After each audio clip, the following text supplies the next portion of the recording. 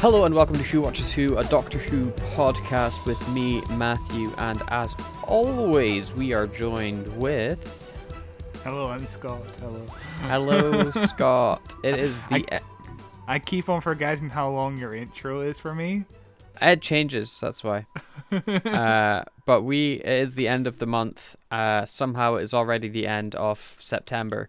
And that means, of course, it is our monthly news roundup. And, of course, there is still very little news, so this is going to be an interesting episode. It's been a dry few months for Doctor Who, hasn't it?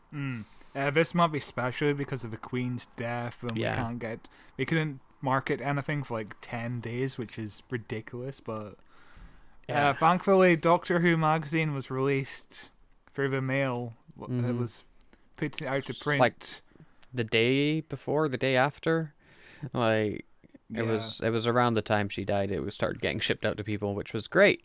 But yeah, so a lot of our stuff is taken from the Doctor Who magazine this month, but that's because it's the only news source we had going into it. Great magazine, highly recommend getting a subscription off the fucking horrendous website that you can get subscriptions from. What's the it's called, like Panini or something? So I got a new credit card recently, and I do the annual subscription, and I'm going to have to figure out a way to update my credit card information on the website. I don't even know where to begin with that. It is a website that was built in like 2003 and has never been updated since. It is a great little thing. But let's jump into our first news story, shall we? And that is the Doctor Who magazine Centenary preview special. With the first bit of news, we finally got a title for this episode. It is going to be called The Power of the Doctor, which is a fine name, you know. I presume the episode will be like, the true power of the Doctor this entire time. Friendship. The friendship we made along the way, you know? Yeah, that's why we've got all the companions coming back, and why, the Doctor is powerless. Most of the fucking companions won't do anything, but yeah. They'll stand there and they'll be like, the Doctor was always there for us. And then the Doctor's like, yeah, and that makes me strong. And then she defeats the Master and regenerates. Yeah, that sounds about right. Like, most of the images of the companions in Doctor Who magazine are just basically standing around doing nothing.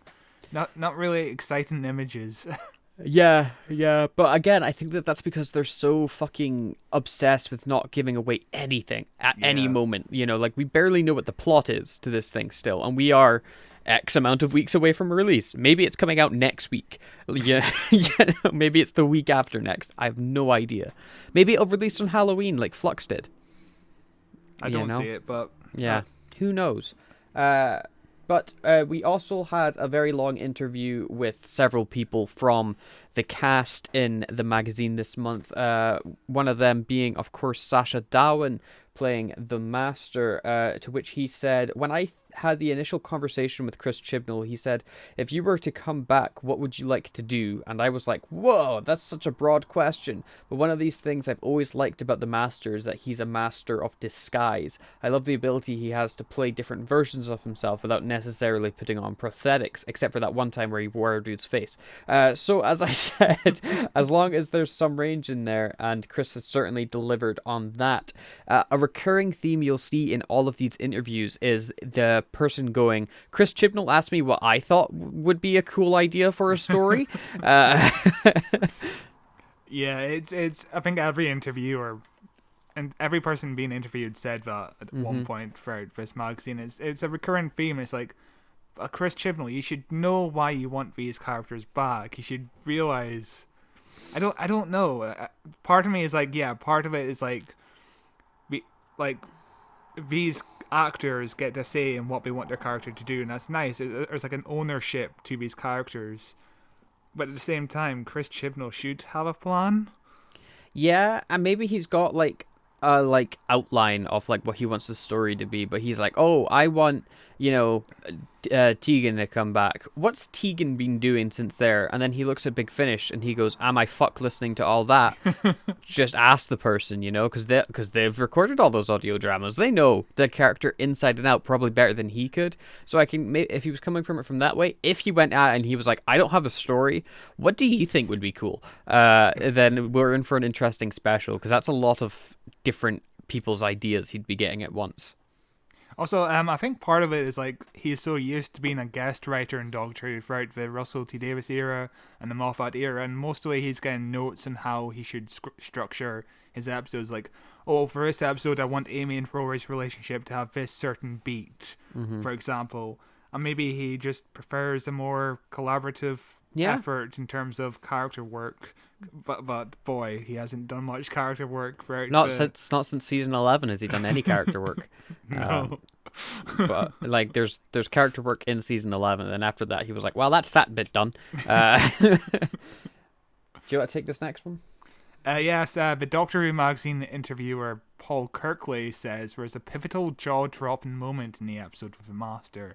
And he says, when the great Terence Dicks first proposed the character of the Master to producer Barry Letts more than half a century ago, fucking wild, he famously sold him as a Moriarty to the Doctor's Holmes. So it's fitting that Sasha's Master and Jodie's Doctor should face each other in their own Reichenbach falls. Yeah.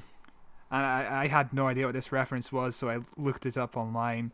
And basically, he's describing the events of the final problem, a short story from the 1893 collection, The Memoirs of Sherlock Holmes.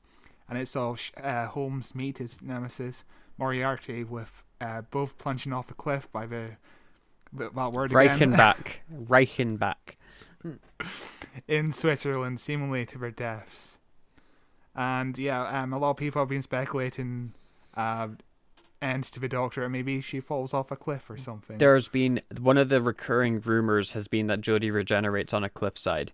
That's been like the big rumor that the fucking Doctor Who page on Facebook keeps posting. It's like, Jodie's gonna regenerate on a cliffside and turn into David Tennant and then like fire spaghetti, which I can see them regenerating on a cliffside, although it did kind of look like they were regenerating in the TARDIS from that clip. Oh, did it? I can't remember at this point. Maybe it was a cliffside. Who fucking knows? But yeah, the press, the people, the production company, the people doing the production of the show, the producers, I'm tired. They basically said that the regeneration won't happen inside of the TARDIS for once. Right. So yeah, we happening at the cliff or at the bottom of the cliff when the Doctor falls off it by like fucking, I guess, spearing the Master and both falling to their deaths. And maybe she gets pushed like we saw in the Timeless Children. That caused her first regeneration. Oh,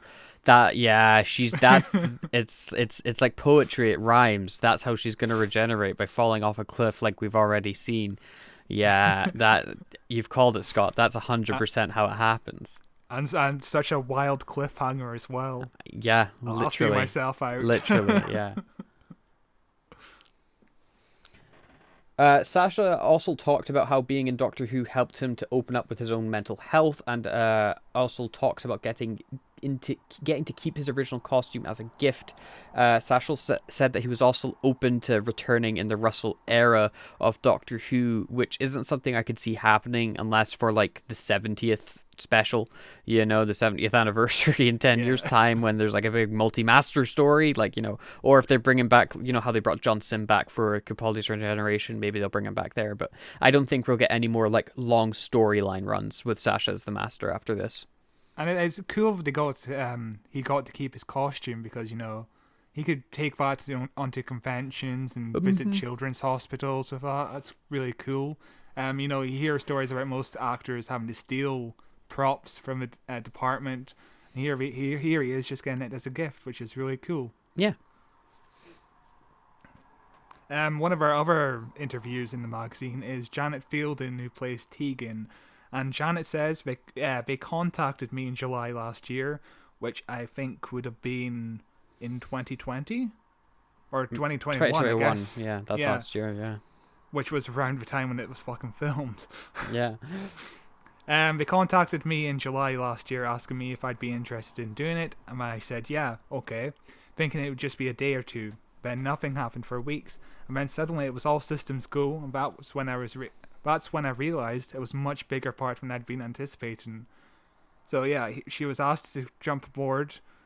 She wasn't really told to what extent her role would be, which is, it feels like something you'd be told I don't know. Straight up. From my experience, like, just this past July, not giving away any confidentiality agreements, I did some essay work on a Netflix show.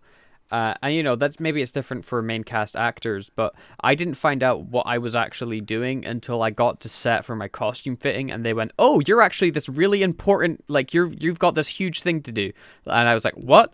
Nobody has told me this." You know, things happen so fast and it's so short notice. Sometimes stuff just gets lost in communication. Part of it feels like there was constant rewrites until up until like the last minute.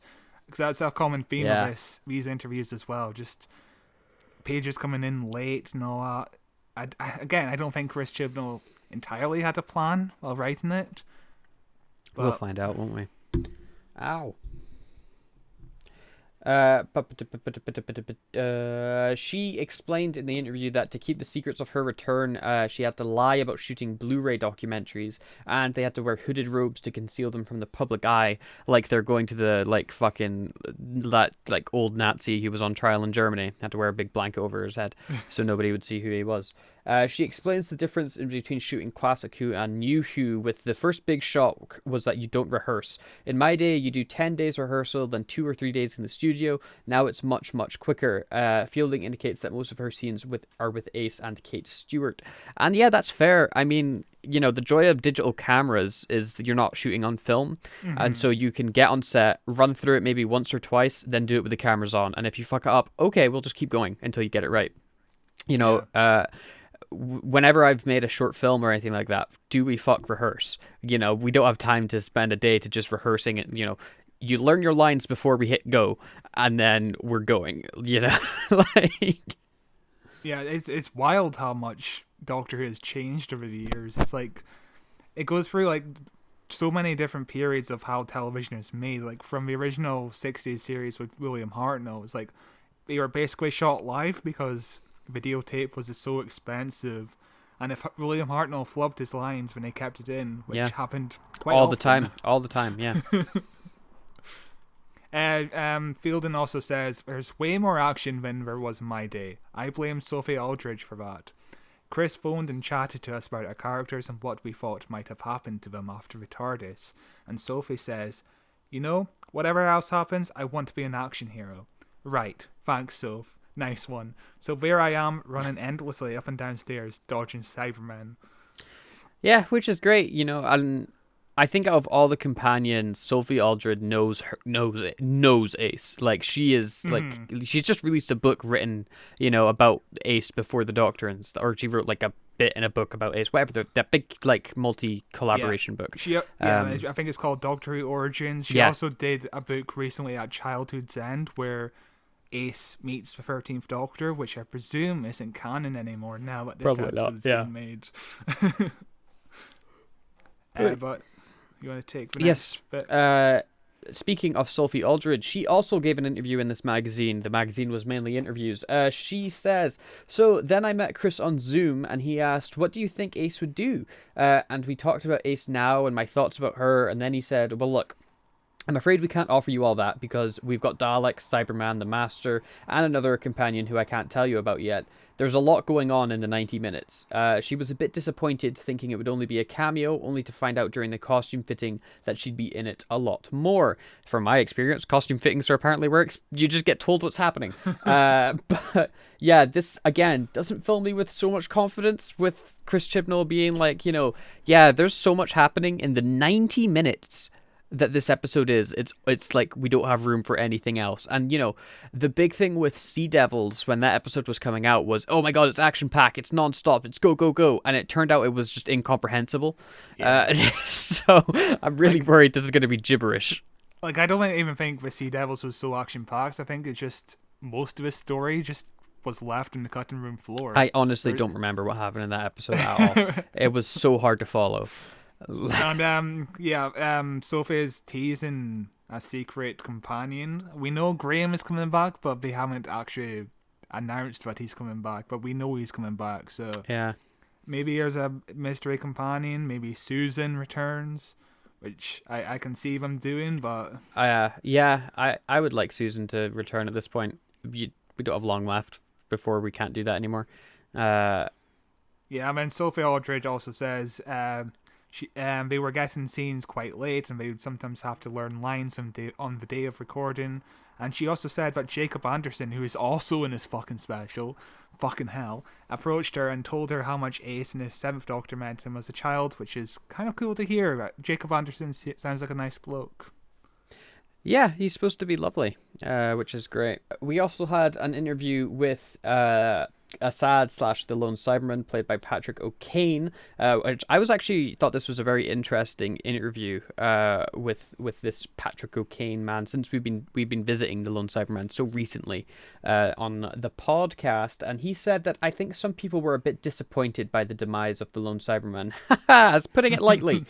So it's great that they've been able to rejuvenate me to have a new lease on life. The special really is huge, but don't ask me to tell you what the storyline is. The script pages were coming fast and furious, and I was really focusing on my bits, so I genuinely couldn't tell you what happens.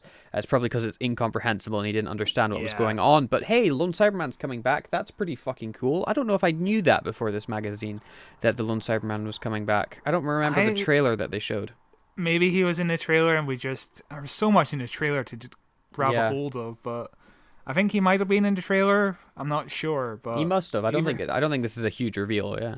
Either way, I'm not surprised, and also I don't really care because I know his character isn't going to get to do much again. Cause after like the Mary Shelley episode, we've said this for the last few weeks. We expected so much more of his character, and then suddenly he's just a monologue man, and then he dies into an action figure. Yeah. Really great character arc.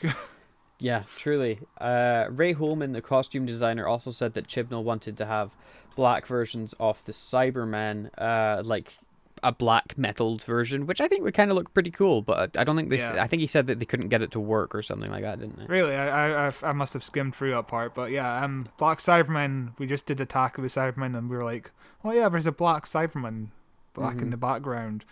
And it's basically for stealth, which is a cool design. We have designs as well in the magazine of the Cybermasters.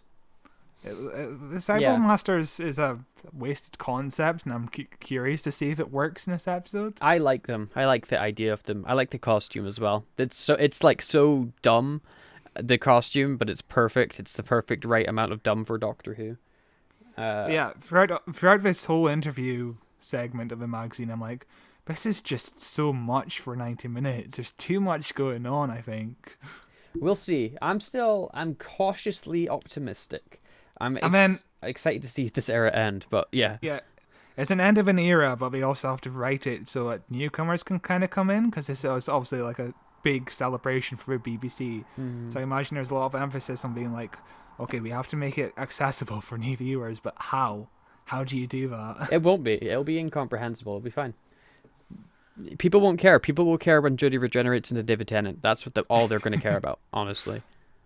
Do you want to go through some of the images? Yeah, so they released some images for it, and none of them are really exciting. There is an image of all the companions and the Doctor standing in a queue in a white room, which is pretty amazing. Then there's an image of Tegan, Yaz, and Ace standing in a white room talking. Thrilling. Then there's a photo of Tegan, Ace, and the Doctor posing in a white room.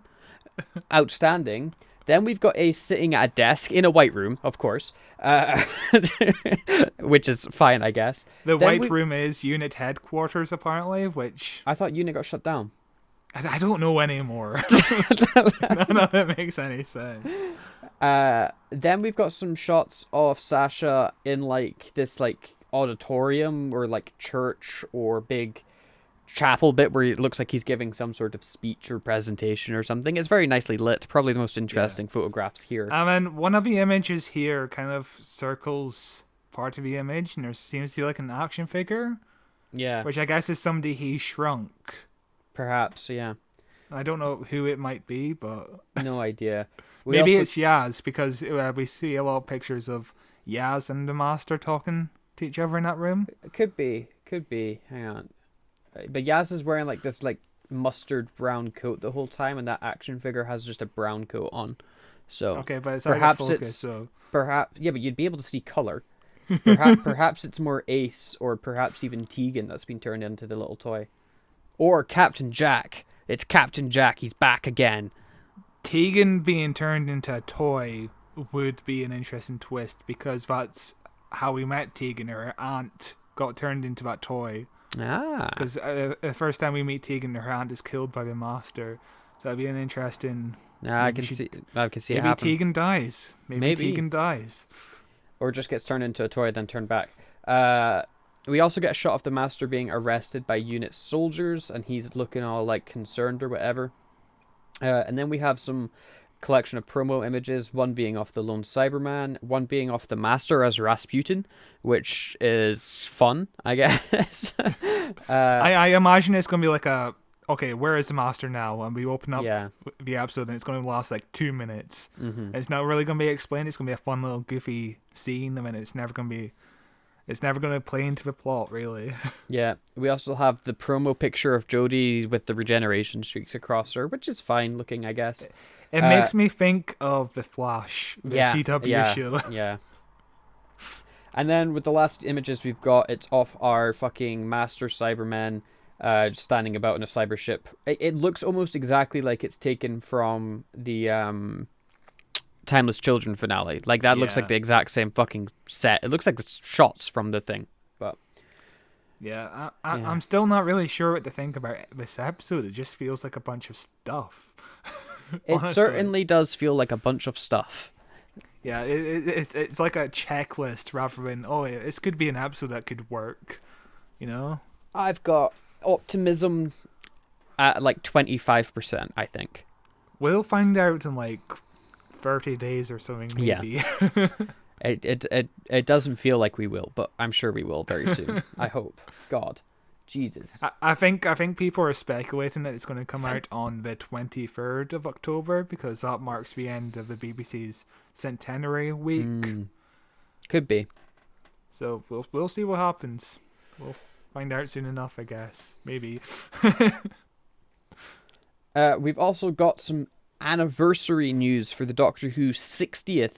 And that is that the anniversary specials have added "This Is Going to Hurt" director Tom Kingsley to bring new episodes to the small screen. The news comes directly from Steve Smith, a hair and makeup designer on the show, who confirmed Kingsley's involvement on his own CV via the Radio Times. Kingsley is known for working on episodes of Strathclyde Flats and Ghosts, and will be joining the previously confirmed Rachel Talley from Sherlock and Chenya Button from World on Fire in overseeing the episodes.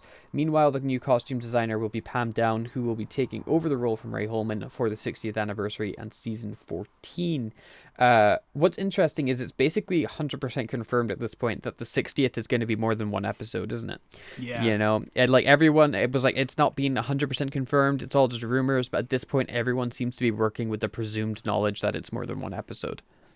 I imagine Russell T Davies is like, okay, I can't really say but it's more than one episode at this point, because there's going to be a twist at the end of the Centenary special that will reveal, the Doctor will be back in like 3 specials next year. Yeah. Or maybe it's just because Russell wants to shut the fuck up, so he can, the Centenary special can get breathing room to maybe do marketing someday.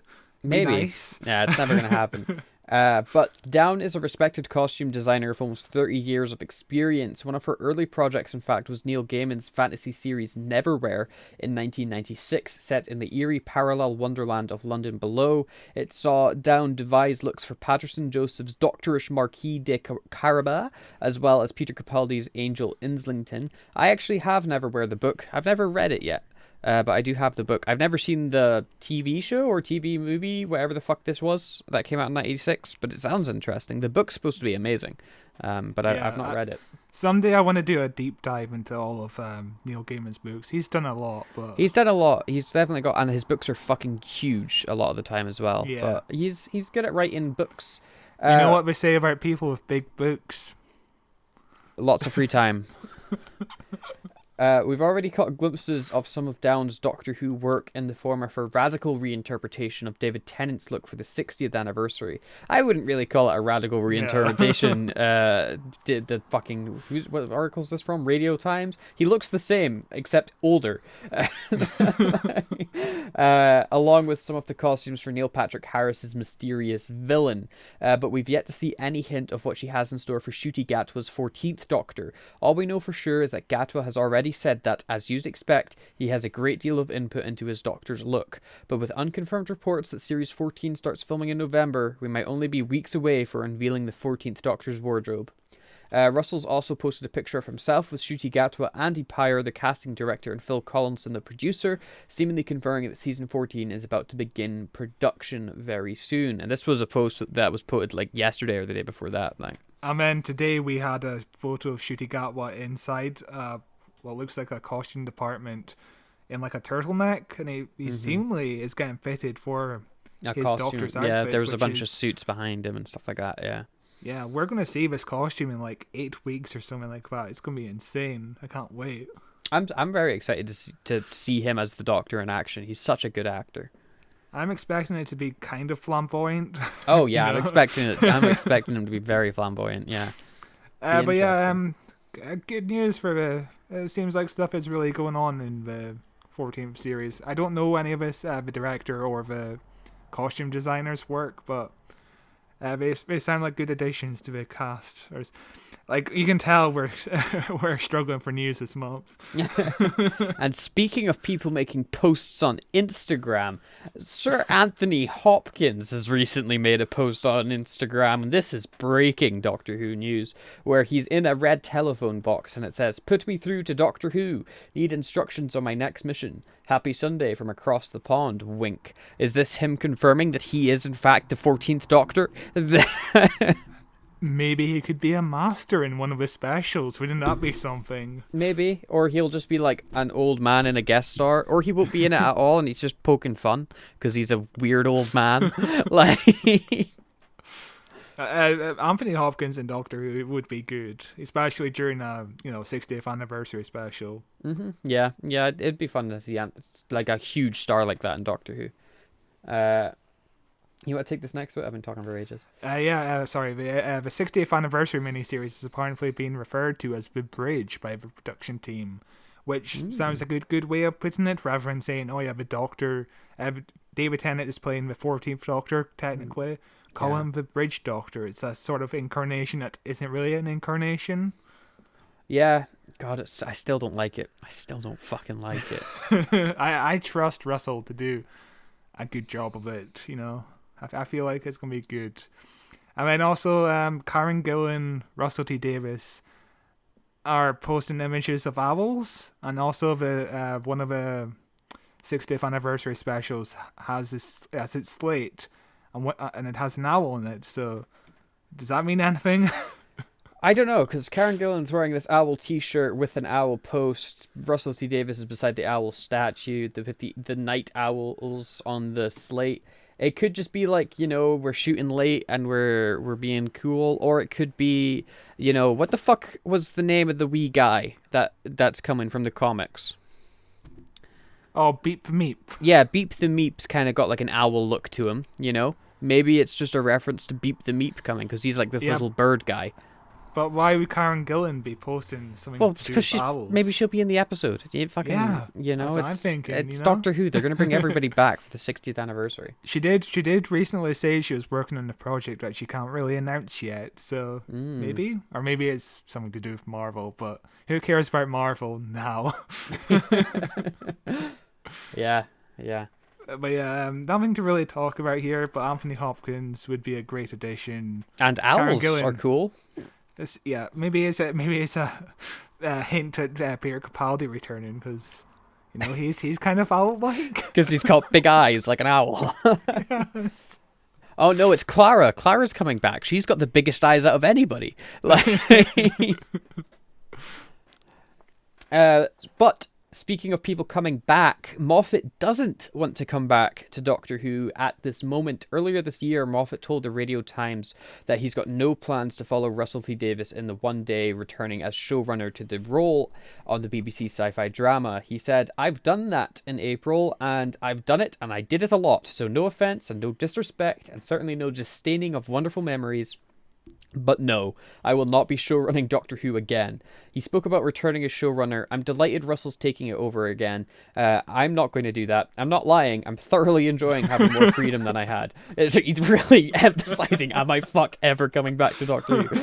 I mean, I loved that job to bits, but it was relentless. It was the same time as Sherlock, and for a moment there were two shows in that area that were massive. They were massive, so they both needed to be thought about every single day. By the time I did my 6th and last season of Doctor Who, which was 2 beyond what I planned to do, I was surviving episode to episode. I was tired. I loved it. I loved every aspect of that job, but I will not be returning to it. No. Which is hilarious. Because, yeah, like 2011 to 16, Moffat was writing like fucking crazy for the BBC. Yeah. And I don't blame him. I think he got a lot of criticism back in the day. But now that you think about it, yeah, that is a fucking lot. He was writing he had to oversee 14 scripts a year for Doctor Who. Yeah. And also work on Sherlock on the side, which were basically like movie-length scripts. And Sherlock was fucking huge. Yeah. Yeah. He also spoke about returning as a guest writer, and he said, "I think it's quite recent for me. Russell's had a long gap. He's had a very long gap, actually. All of me, and I was there for ages, and then Chris, he had a massive long gap, and I think he's genuinely reinvigorated. I've read all the scripts, and they're fantastic. For me, it feels like yesterday. It feels like yesterday that I wrote Doctor Who. It's haunting him. His time on Doctor Who is haunting him. This is a man that is just still traumatized from writing Doctor Who." I can see him returning someday, but not for another 7 years or something. Yeah, it'll be a long time before he's ready again.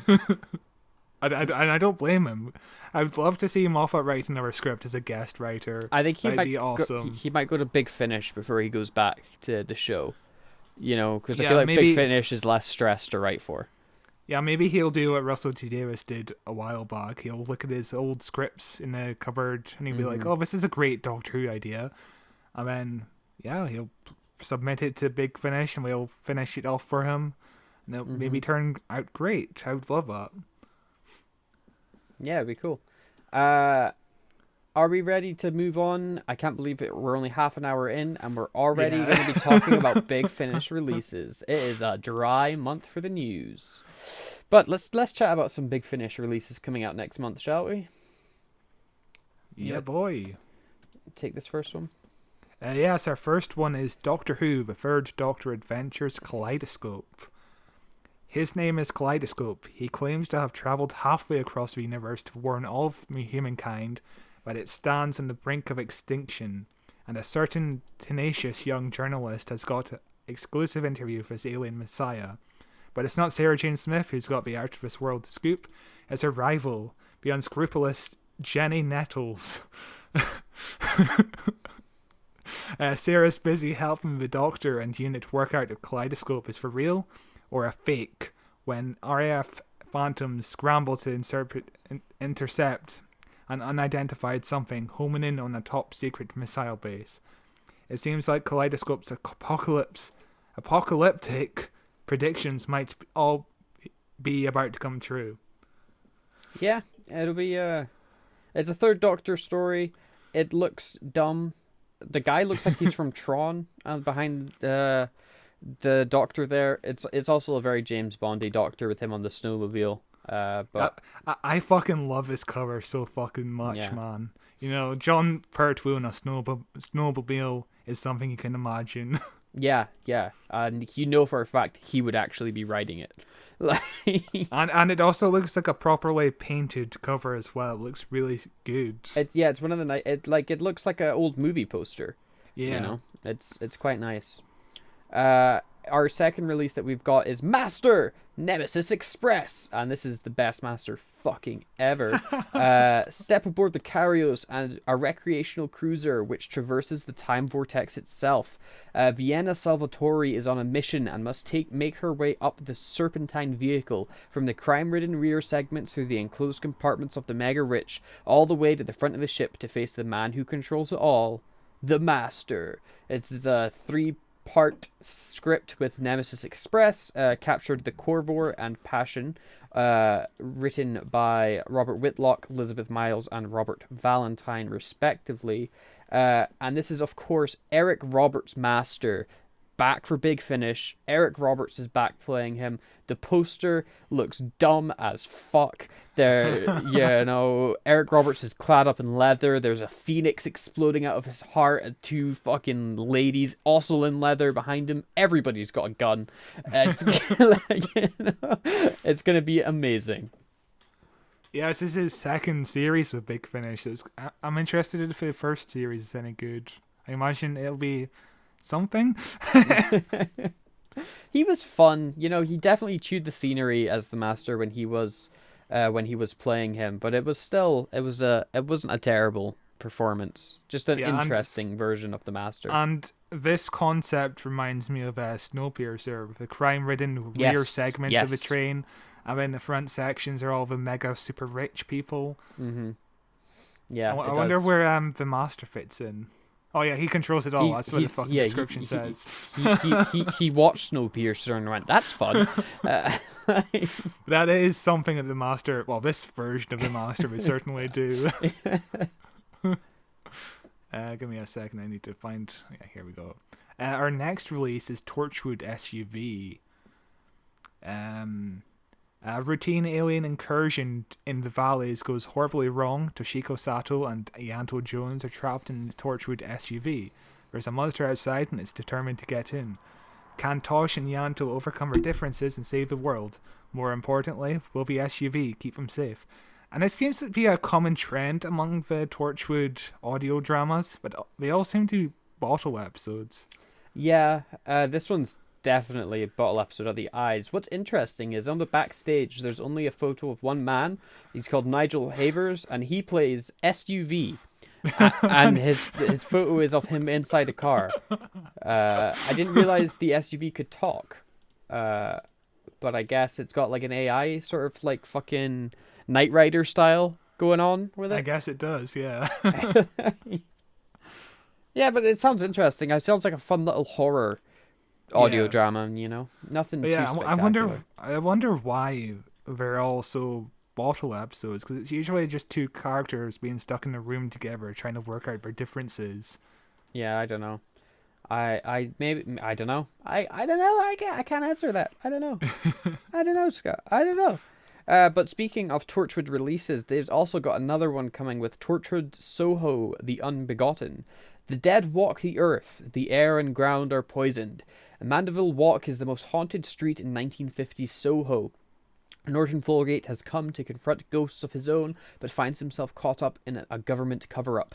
Andy Davidson is being haunted by demons. What really happened on Mandeville Walk? So somebody watched Last Night in Soho and went, this could be a cool Torchwood episode.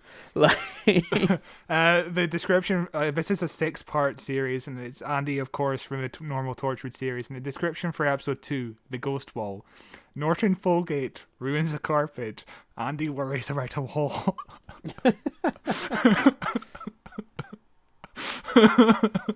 It's going to be interesting, this one. It sounds very Torchwoody, doesn't it? The poster's terrible. There's a really bad Photoshop of ghosts. It's not a nice, good-looking poster at all. Yeah. So is this Andy time traveling, or? Sure. What? Yeah. Why not? It can be. But yeah, this does sound like Last Night in Soho. Yeah. It sounds like an interesting set, though. That was a good movie. I'm sure it'd be a. And also, isn't the black guy on the right from the Paris episode of the Ninth Doctor audio box set? I have no idea. What was his name? I feel like I recognize one of the names from one of those box sets, but I can't think of who.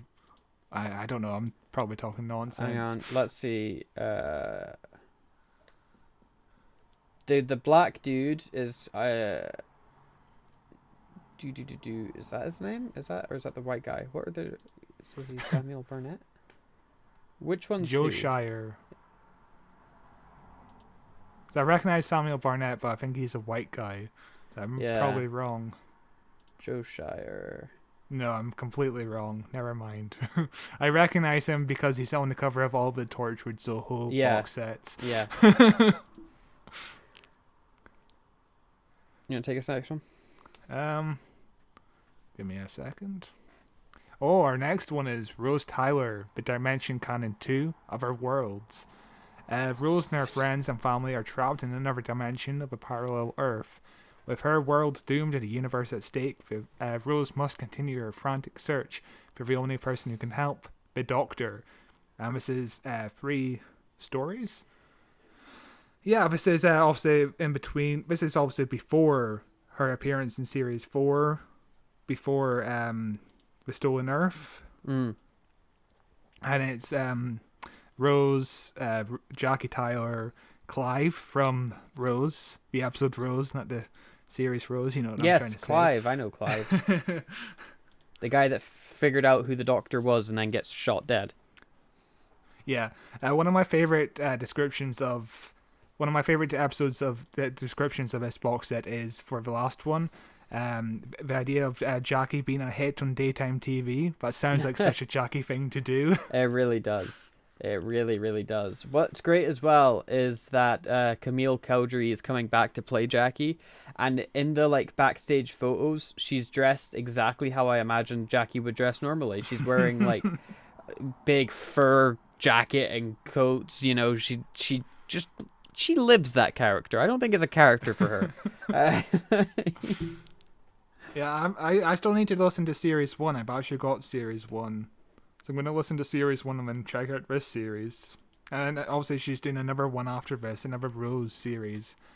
And this opens up the door of her potentially appearing alongside Christopher Eccleston as Ninth Doctor in his box sets. So. Which would be fucking awesome. It would be awesome. In another box set we've got coming, we have got Doctor Who, The Doctor Chronicles, The 11th Doctor, Geronimo. God, Big Finish have shit titles. Out of retirement and back traversing time and space, the Doctor has a new goal. Find the woman twice dead and save her from dying again. It's a monumental task with all history to search. He's going to need some help. This is another 3-part story. And I guess in this Matt Smith Doctor Who Chronicles, the Doctor retired for a bit. Just took a wee break. This is, of course, a Matt Smith adventure.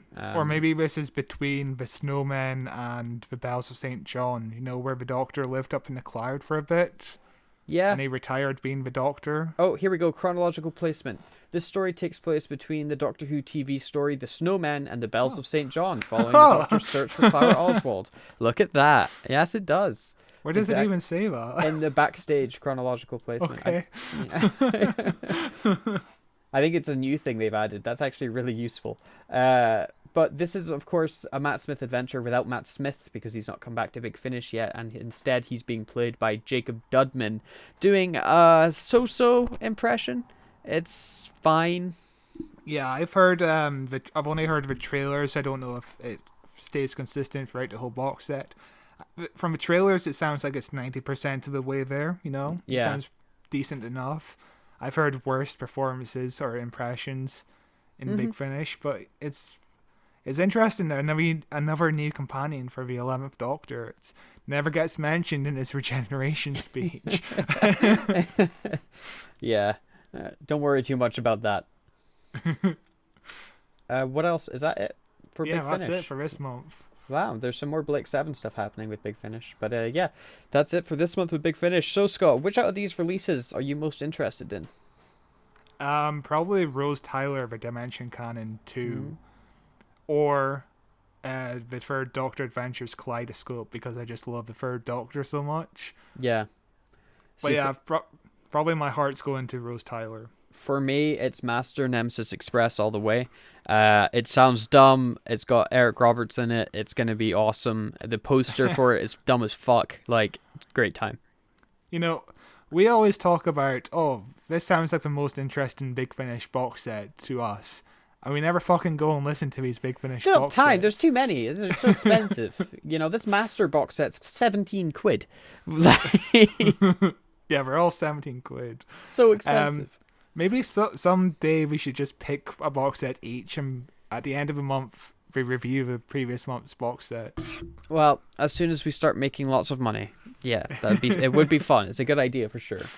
Just money, isn't it? Expensive. Mm. You want to take on whatever our next story is here? Oh, The Power of the Doctor is coming out, and the description is, having faced many perilous journeys battling some of the most feared monsters throughout time and space, it's its final installment for the 13th Doctor, which tells us fucking nothing. And Yep. It's out, question mark. We don't know. We have no idea. But there's also a Doctor Who movie coming out called Doctor Who Am I? An infamous screenwriter from the Doctor Who sci-fi series is reluctantly dragged back into the American Doctor Who universe. This is the documentary looking at the Doctor Who movie. For whatever reason, they didn't contact us, even though we did a 25-hour-long podcast deep diving into it. Really, I think we would know about it more than anybody. But this is out October 7th in cinemas in the UK, and November 7th it releases in DVD. I really want to try and catch this in cinema. It sounds fucking awesome. Yeah, I want to keep an eye on Cineworld's listings to see if it's going to show anywhere near me, but I don't imagine it will. Maybe at the independent theater. Yeah. I don't know, but I'll definitely be getting the DVD. Yeah, definitely going to be out. grabbing it. I'm very interested. Does sound very good. Then another thing is we have Doctor Who: The Code of Flesh, which is an 8th Doctor original audio book, I guess, which is read by Darren Starkey, who we know as Mr. Potato Man, the Centenary Strax. Yes. The description is, in 1890s Cardiff, of course, reporter James McFarlane is intrigued by rumours of an Anastasia frolics at which gatherings the latest frontier in pain relief is demonstrated to influential guests. After speaks to someone who wrote this. This is real. After speaks to someone who attended several such frolics. Is his name After? No, his name's James McFarlane. What? And left a hand and 2 fingers missing. James realizes that the events have a dark side. Contriving an invitation, he is astounded to find another guest also investigating. It's his old friend, the Doctor. Reunited in mystery, the Doctor and James enter the murky underbelly of polite Cardiff society, where they uncover a shattering secret, and Dan Sarkey, who plays Strax in the BBC TV series, reads Andrew Lane's dark and brooding tale. So it sounds interesting for the bits that are written in comprehensible English. But yeah, it's basically the Doctor and a dude and underground spooky Cardiff in the 1890s. I'm sure it'll be fun. So yeah, we're reading this from Waterstone's website. So either Waterstone's messed up the description or BBC Audio did. It's probably Waterstone's that fucked it. Interesting. But an 8th Doctor story. Maybe it's BBC Audio that fucked it, because Waterstones is just like they just accept it, once you put in the thing and they just print it up as it's typed. Yeah, very strange. But yeah, I probably won't check this out, but no.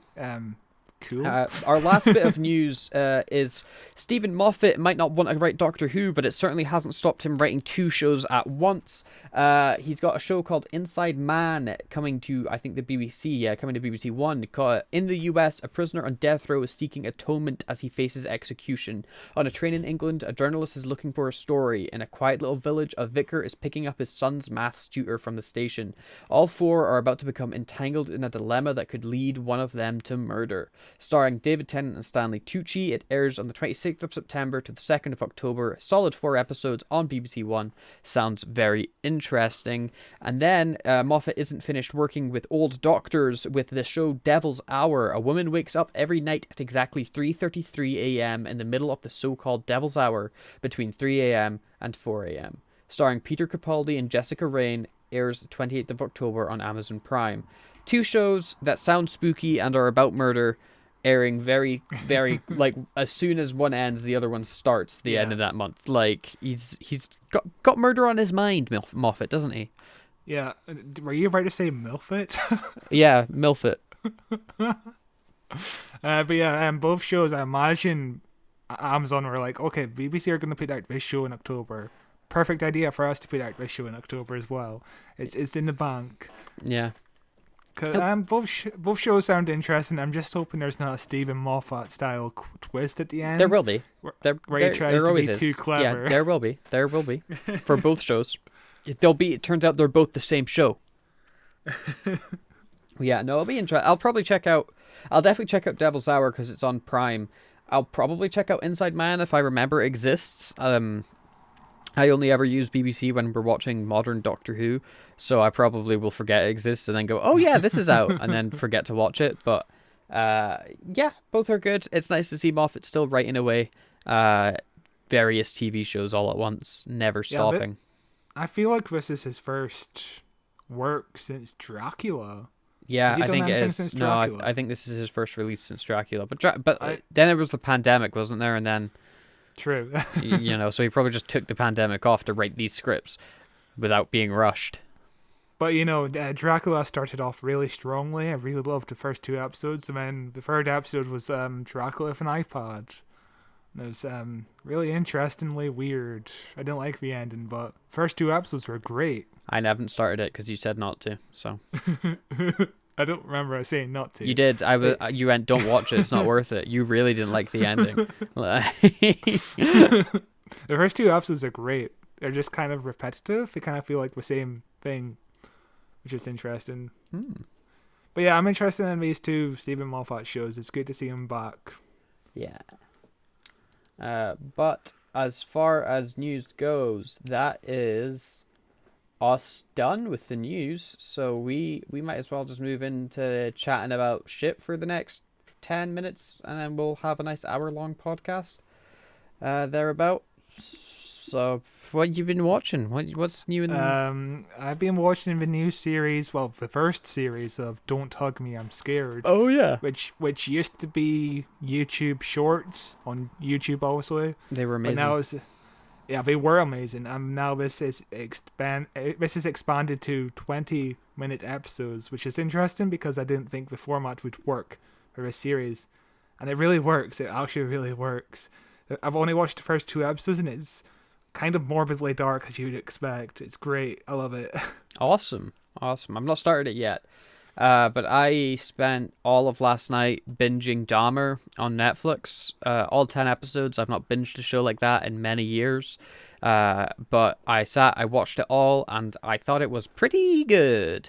It was like maybe a 7 or 8 out of 10. Like, it was good fun, little horror-y serial killer man with a great performance by fucking Quicksilver. Just good little show. Good little show on Netflix. Evan Peters is always good. I've only seen a few seasons of American Horror Story, but he's always been consistently good in that show. I don't think I've seen him be bad in anything, really. Have you finished? We were both watching Cobra Kai. I'm not sure. I'm on the last episode. I was watching episode fucking like 9 with my dinner, and now we're on call, and I'm gonna watch episode 10 when we get off call. So I will be finishing really Cobra Kai tonight. It's been a very solid season so far. Yeah, there's some great character stuff happening. The only thing is, apparently season 6 might be delayed because they're still reaching an agreement between Sony and Netflix. So hopefully that comes out soon, because I feel like season 6 is going to be this final season for... Just be glad that Warner Brothers doesn't fucking have it, or they just delete it like they're deleting all of their shit. You know? Oh god, yeah. The whole Warner Brothers situation is just heartbreaking to hear about for all the creators and people who just put their time and effort into these shows only for it to be deleted in a tax write-off. Fuck that. Yeah. They're making some interesting choices at Warner Brothers, and it's amazing watching a company as big as them just decide, like, fuck it, let's shoot ourselves in the face. Yeah. It's because they were bought out by Discovery, which is just a pile of trash, really, that whole company. It's brilliant. It's really fun to watch. Really fun to watch. I've not really been up to too much either. I've been playing. I got really back into Elden Ring, so I'm going through my second playthrough of that and absolutely tearing ass. I started the Cyberpunk show on Netflix and then instantly reinstalled and started playing Cyberpunk again because it's great and they've fixed so much in that game. It's brilliant.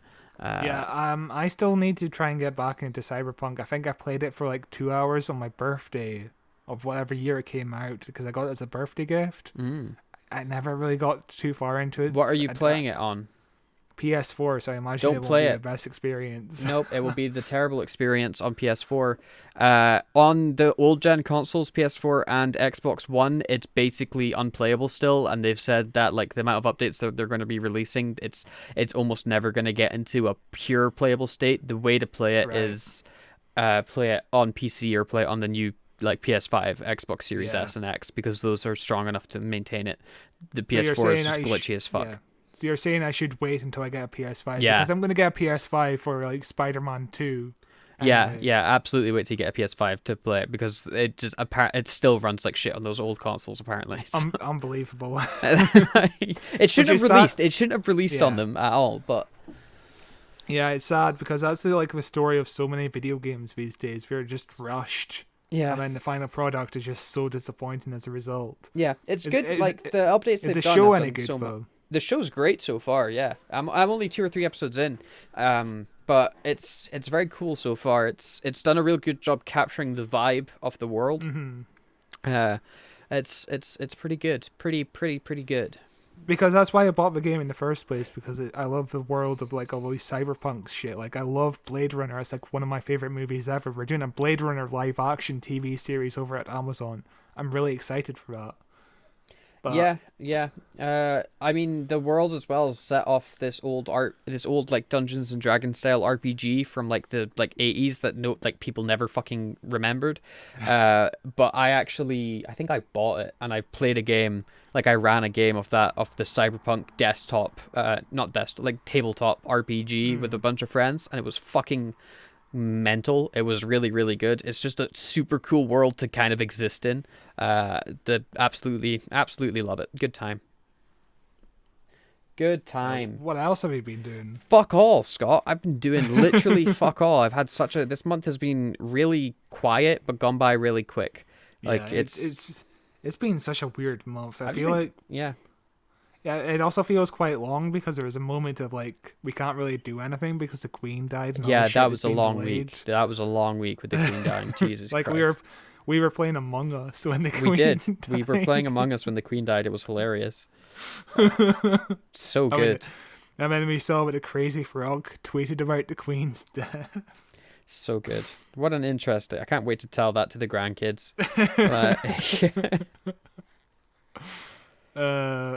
This month I've been working so much, so I haven't really had time to do anything. Yeah. Which is always great. But hey, so for people that have made it this far listening to this really lackluster news episode, we are recording this on the 25th of September. So it's like the Sunday, and this episode's releasing next Friday. And that's just because Scott's so busy. I fucking guarantee you the trailer releases tonight or tomorrow or like on Thursday or something, and we just don't have time to record it. But when a trailer does drop, we will definitely be covering a breaking news bonus episode. We will need to cover it because we can't. Obviously, next time we'll do a news episode. It'll be a month after it fucking comes out. So. Yeah. Oh, that's weird. That's weird that we'll probably have seen Jodie regenerate by the time we're next doing a news episode. My God. Oh, okay. Anyway. Remember when there was a point where we thought we might be able to see Jodie regenerate on the big screen. We thought it might have a cinema release. Yeah. And we were like, oh yeah, that could be cool to see a cinema release. And there's not been a single sliver of word about it, which a missed opportunity, really. Yeah. But Scott, let's wrap up this podcast and talk about what's coming out next week. Yes. So what we're doing next week is we're doing the first part of the 10th planet. I almost said the web planet. If we're doing the web planet, I quit. It's a fucking atrocious storyline. But yeah, we're doing the 10th planet over the next few weeks, which is famously the first ever Regeneration special. There's a theme here, and it also has the Cybermen, the first ever appearance of the Cybermen, and it should be a fun time. I just watched the episode a couple of nights ago. It's pretty decent. Cool. I'm looking forward to watching it. I don't think I've definitely not seen the 10th Planet, because I'm still very much deep in the middle of Hartnell's run on my very slow Classic Who rewatch on the shitty BritBox, which gets worse and worse each and every single day. And then our plan after the first 2 episodes of after the first 2 weeks of October is kind of vague at the moment, because we don't know when the fuck the Centenary special is going to come out. So for the 3rd week of October, we could be doing the most recent 9th Doctor Adventures box set from Big Finish, or we could be doing the Centenary special. We just don't know. And then for the 4th week, it's either the news or the Centenary special. We'll find out. You know. But either way, Jodie's regenerating next month, and maybe, and it'll be fucking wild to see if it happens, and when she regenerates into David Tennant. But until then, you can send us an email with all your thoughts and theories and ideas to whowatcheswhopod@gmail.com. That's whowatcheswhopod@gmail.com, and we will read it out on this very podcast at the end of the month with our monthly news roundup. You can find us in the meantime on Facebook at Who Watches Who, on Twitter at Watches Doctor, on YouTube where the podcast is available in video form at Who Watches Who. It's also available in audio form wherever you listen to podcasts. There's a heap of links in the description. Just search for us. You should be able to find us. I mean, if you're listening to this, you did find us. You can follow me on Twitter at Cloth223. You can follow me on Twitch at something orange, where I will be streaming probably again very soon this coming week. I mean, by the time you've heard this, I believe already be streaming. Right now I'm playing through Psychonauts. I'm going to be completing that relatively soon, and then I don't know what I'm going to do after that. But it's a good time. We're slowly racking up those followers, like one bit at a time. So come along, hang out, let's chat about Doctor Who. Until then, though, we will see you next week. Bye-bye. Bye.